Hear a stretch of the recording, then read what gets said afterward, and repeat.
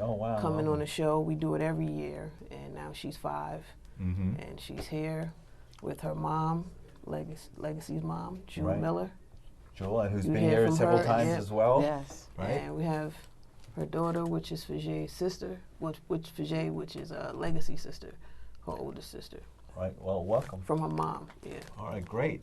So we're all here, and it's happy to have everybody here, but it's a sad reason that brings us together, of course, and we know that. And tomorrow's the anniversary, right? The fifth anniversary tomorrow, and I'm aware because we did the story today about how the federal government has done what I think we all suspected would happen under the Trump, especially under the Trump administration. But I even wonder if it would have been any different under any administration, not to pursue. It hasn't, Not to pursue federal charges, civil rights charges against Officer Pantalone, who then remains Pantaleo. Pantaleo. Yeah, screw his name up. I screwed his name up. Yeah, Sorry, screw it I'm up. DiRienzo, so I should have he known, right? deserved it. Officer Pantaleo, who is going to remain a police officer, it seems, despite what we all saw happen on a video, one of the most horrifying things I've ever seen filmed and shown on this air many times. So, the stupid question people in media always ask is, how do you feel about that? And of course, we all feel terrible about it. But maybe we could explain that more in depth. 5 years looking back, did you expect Jewel to get justice in your daughter's husband's passing, death, murder at the hands of a police officer, or is this what you expected?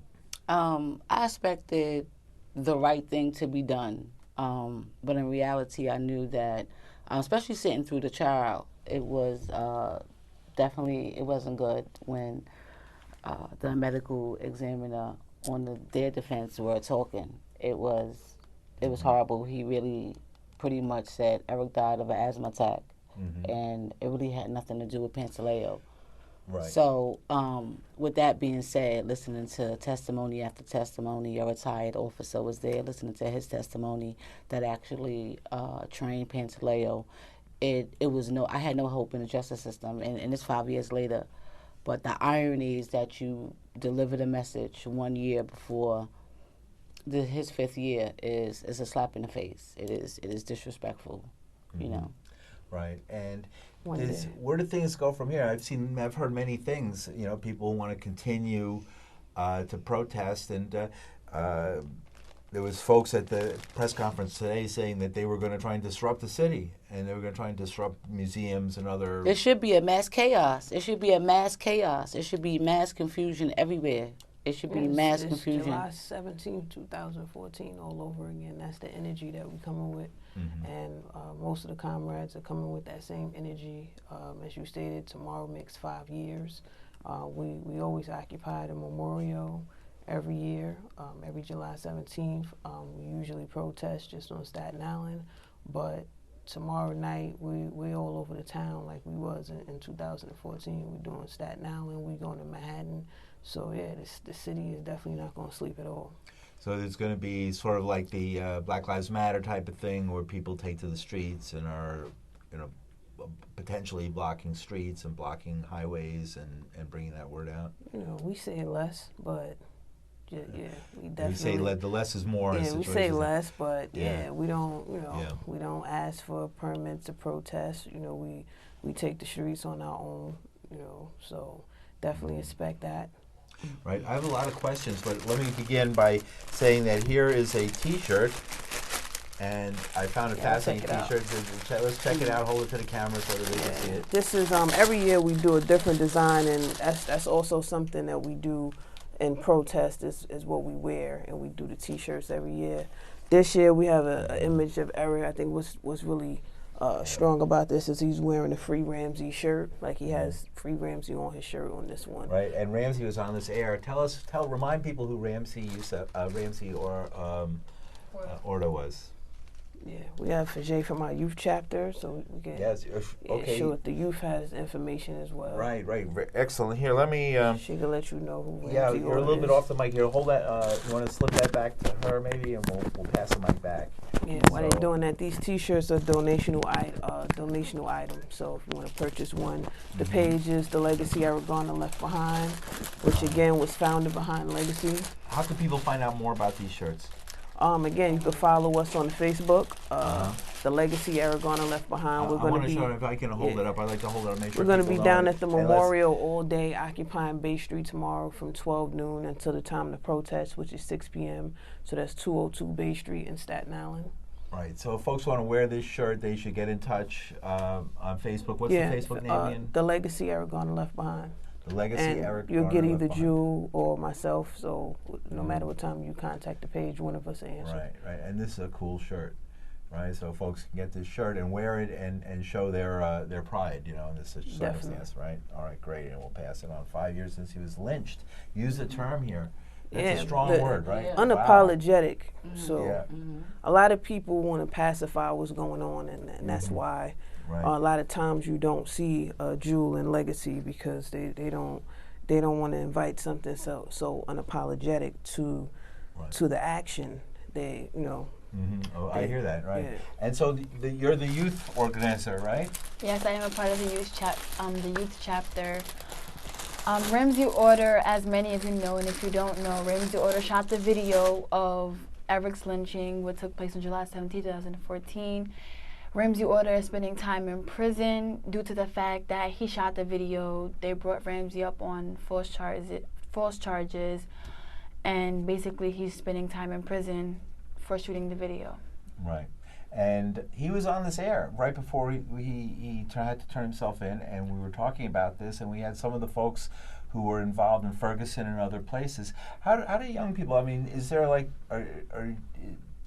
how do you expect, or how have young people responded to this in your school, in your community? Are you in high school, or have you in your high school and among your friends and people you connect with? A lot of people aren't too aware of situations that take place, modern day slavery, situations that happen, death by police.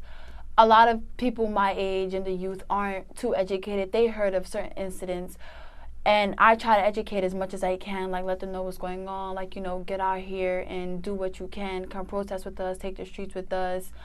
A lot of kids do get out with us from July 17th. When we walk through the area, they get out, but I don't feel like they take it as serious. They see cameras, they get out there, and they're just like, oh, it's a camera, let me get my 2 minutes of fame, whatever the situation may be. A lot of kids do feel bad, though. There is an outrage, and certain kids, oh my God, I can't believe that happened. They do feel the sincerity, and they do because I live in PA, so the people I do tell out there, they're like, dang, I wish I can get out there. And I'm like, well, if you need anything, I can get you out there, let me know. And a lot of kids do want to come out there and express. So you start the youth chapter. If you can't get out there and march with me, then we could do this out here. That's why we have the youth chapter. I see. Very good.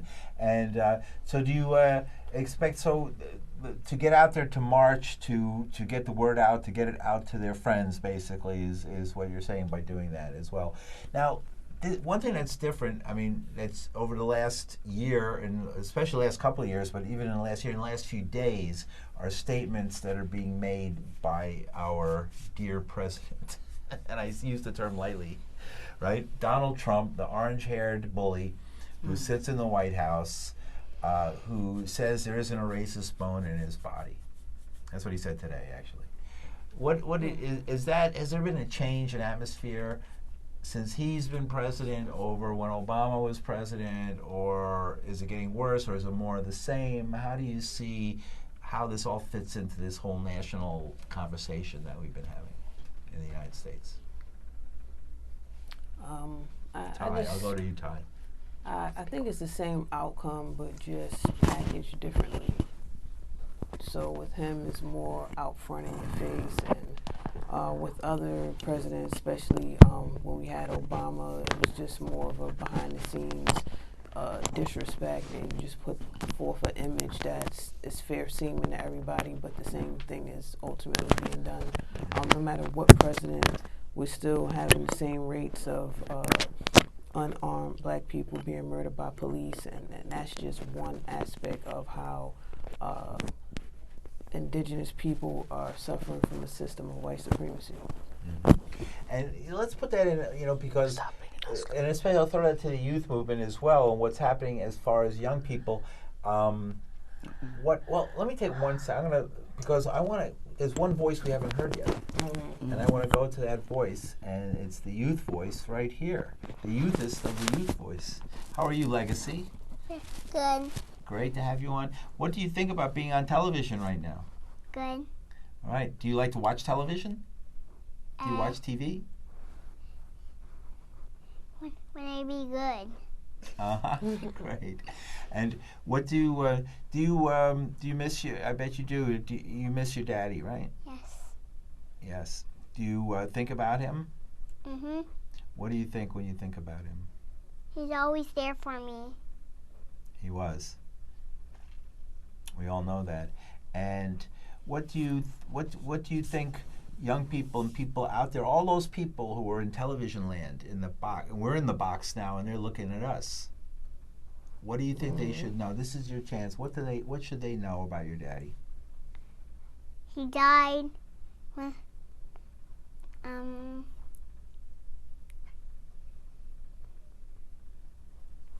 Yeah, that's true. the police murdered him, and that was not good.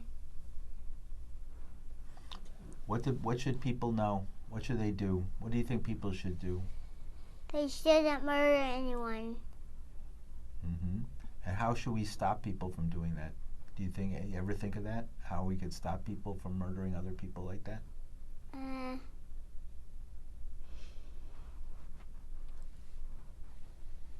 It's okay. I know that's pretty heavy for a little kid to have to think about it. And I'm sorry that you've had to think about this at such a young age when you should be, like your shirt says, happiness is what?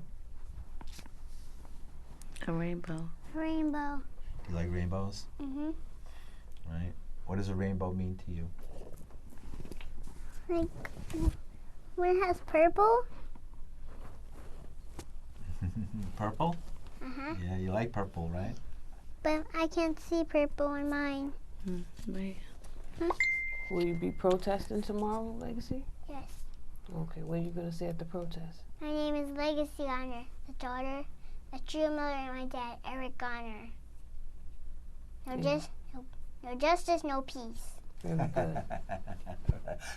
Very good. She's ready. Very good. You got it ready. Yeah, she's Great, ready. Ty. July Good work. 17th. Good work, ready. guys. Yes, All right. That's the youngest of the young, That's right? what you should be standing with July 17th. Congratulations. Wonderful. And what do you want to be? Do you think about what you want to be when you grow up? What do you want to be? A ballerina. I bet. And you'll be a fine ballerina at that, I'm sure. Very good. I've been practicing. Oh, really? Great. Practice from a mirror? I've been practicing with my feet. Great. Everybody that's been following Legacy knows she was born a toe walker, so she just got surgery this year to fix her feet. And yeah, Great. So that's how she's been practicing. You get to use them now, right? Yes. Wow, great, good feet. We take them for granted, but when you have them, it's fun. So, going back on this terrible story again, what I focus on lots of times, and what I think doesn't get focused on enough, is the allegations that Eric Garner was selling cigarettes on that day. And the fact of the matter, is that true? Was he selling cigarettes on the day 5 years ago tomorrow? No, he wasn't. No, he just wasn't. He just wasn't. And yet, over and over again, the news coverage, selling cigarettes, and Pantaleo is always saying that he was selling cigarettes. We saw him selling cigarettes, and they did not. Yeah, but see, the news coverage has changed, and now I'm hearing them saying it was a takedown, and it wasn't a chokehold. So the article is changing. So. The story changes as they want to see fit in propagandizing the public as to what really happened. The Attorney General Barr he says he looked at this video, and here's the highest law enforcement officer in the land, right? And he looked at this video and he didn't see a chokehold. That's what he's saying right now. What do you think about his eyesight? I know you're not an eye doctor, but No, he's blind. It makes no sense. I sat in that courtroom and I watched it frame by frame. The way his hands was turned. Literally, the whole takedown, they played it frame by frame, and they still sat there and came up with words to make it seem like it wasn't. They brought in witnesses that trained him and said it wasn't a chokehold. Yeah. So, Jewel, you sat through this. Maybe we should switch the mic back to you. It's a little bit noisy probably for the folks back home, but bear with us. We have a lot of people here. Tell us a little bit about what it was like in that courtroom. What was that court experience like? This is at this police trial in police headquarters, Yes. right? What was it like getting in? You had to wait on. Were you given because you were part of family? Did they give you any? Could you go in first, or did you have to stand in No, line? well, first I was waiting in line like everyone else. I wasn't even given an invitation. My name was not on the list. A lady named Kim Ortiz gave me her spot, and we literally pretty much chanced they were going to let us in. But Legacy's grandmother did come, and she and I both, with Legacy, went upstairs, and I was gained access through that. And way. so you would come every day? I went for 1 day. It must have been very difficult. And Very, very difficult. And was this the day they were actually Showing the frame by frame, the testimony of the medical examiner was there, and the officer who trained Pantaleo.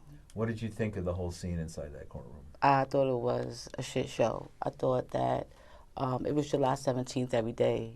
For me, like I said, Legacy's 5, and she has yet to see the video in its entirety. So until she's able to sit down and process the video and take it in and deal, it's July 17th. For me, because I still have to raise his legacy up until she's gonna be able to, sit down and process this video. Right. So, she's never seen it at home. She has seen snags. We're grassroots. I'm never gonna lie, but she has seen some parts. She's seen images. So she's very much aware that that police did that, and that wasn't nice.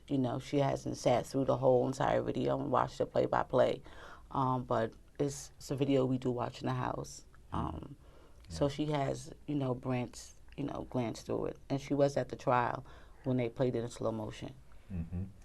And what is 5 years? That was interesting. She's 5 years old, and this happened 5 years ago. When's your birthday, Legacy? April 13. April 13. Yeah, she was 3 months. Right, already 3 months old when this She was happened. 3 months. Oh, that's terrible. That's before you can really remember things, right? I don't know. She doesn't probably remember those days. There's one picture that he has holding her. And again, she was born a preemie, so she was in a NICU for a while. So she was held. She Yeah. was held by her dad. And Yeah, he got to hold her. he was actually the first one to hold her out of the NICU. By chance, got there before I did that day, but I guess it all turned around. They had their own, they had their own little time. All right, great. I'm glad for that.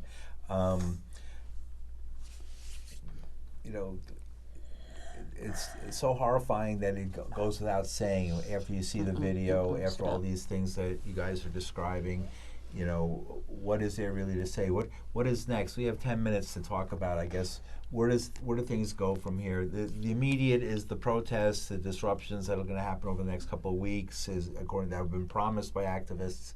But the other thing is how to turn this into a lesson that could help prevent it from happening again. How does that happen? It's a lot of different aspects that needs to coexist at once.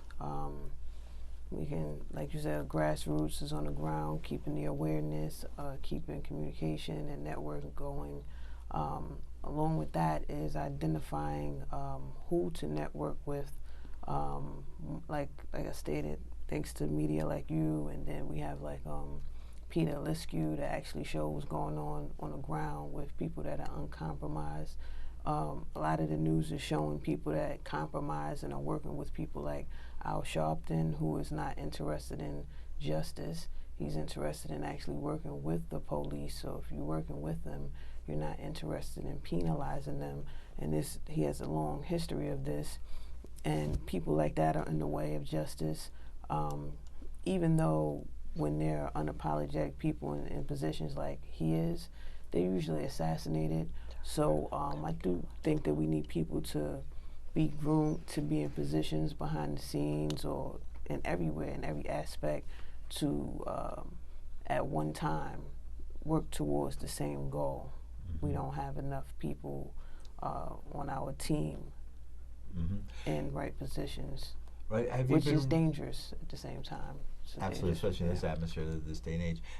Are you in touch with the other families? I mean, is there still? I know there's been connections. There was groups, and Nicholas Hayward, of course, passed away recently, and he was many times on this program, and he was a very powerful figure. His wife Donna, she's definitely been in the movement, and she's out there. Is that so? Is it holding together the families of those killed by police in New York City? Is that holding together as a group? Do you guys meet? You have some that are unapologetic as well. So we do network with them and stand with them. Right. And are you in touch with any of the other families? And do you ever talk to any of the other folks who've been through some of the horrible circumstances? Yeah, I speak to Joshua. I speak to him. Often. He's always around.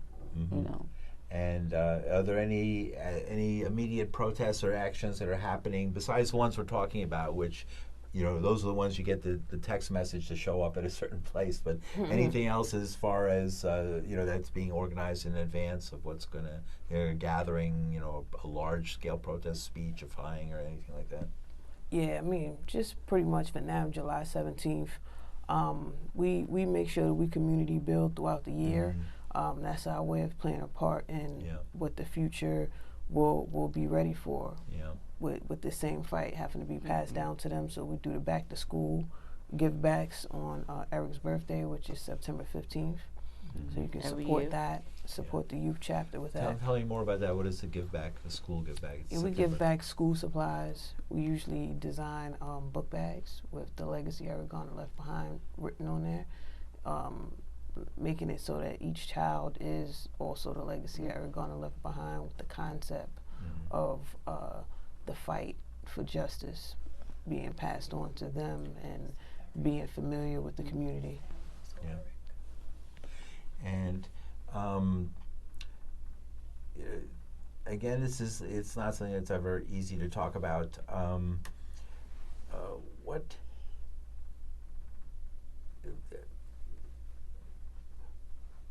When you see that video and you experience these things, how do you deal with the anger that I imagine I feel the anger? Do you not feel it? I mean, the rage when I see it, and I'm just a citizen who expects more from the police than I saw that day, a lot more. And what I saw was one of the most a brutal action that was of the most gangster type of thing. They are the gangs. They are the real gangs running around here. Happened, in horror movies. That to see it actually play out, things you heard about and could always deny that it really happened, or put it out of your mind because it wasn't on video, and now it's on video for everybody to see, and it's forever embellished in the minds of everybody that such a thing could happen. And they played word semantics to get this officer Pantaleo off. That's pretty much all they did. They just, played word semantics and got him off. That takedown, that lynching was horrible. Like, he literally laid there. The EMS, I blame them too. They need to be held accountable. Yeah, how I about believe someone called and they told that EMS worker, when you pull up, you talk to him like he's still here. Eric was dead, and she should have been trained. She should have been coming with her bag and kit and working on him. You could not have a conversation with someone that is already laid down. They had to call you. It had to take you a couple of minutes to get there. And if he was on the ground, then you knew he was on the ground. You coming to do some work. She didn't come to do no work.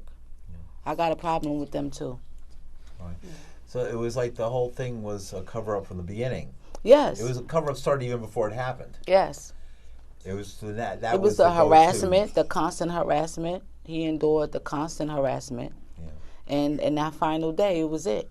All the cards were set. Right. And were there, I mean, how about the stores? Because were there complaints from the stores? Oh, we sell cigarettes, and we think these guys outside are doing that and competing with us, and they don't have to pay rent. Do you feel anything about the store owners who might have made the initial complaints and pushed the police? That may have been so. I don't know. But still, there's a code of conduct when you pull up to arrest someone. You pulled up to arrest them, you say somebody was waving a gun. Yeah. Once you pulled up to the scene, you saw that was Eric Garner. Guns is not his style. So you knew you had the wrong person. They know there was nothing there. That's why they came at him with their hands. I mean, they knew that they were dealing with a person who was not a gangster, who was not armed. They knew that. They wouldn't have. In a way, they came. That's why they physically grappled him, because they knew there was no threat. And that's what it's an unspoken different set of laws for brown people, black people. Right. Do you think this would have happened in a white neighborhood? No, they could have been, and they could have actually been selling anything. They could actually have had drugs on them, or even weapons on many occasions, and they're still brought in alive. You don't see this on the Upper West Side. And again, to touch on the EMS situation, is actually a part of their protocol. If you pull it up online, that you're supposed to ask the person questions to see if they're responsive, and if they don't respond to you, that leads you to a next set of things to do. And, would that make one feel like they were a second-class citizen in their own country?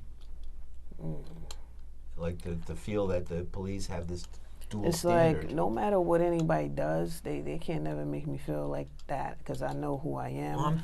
But I would say that I feel disrespected because I know who I am, and you're trying to disrespect me as if I'm less than.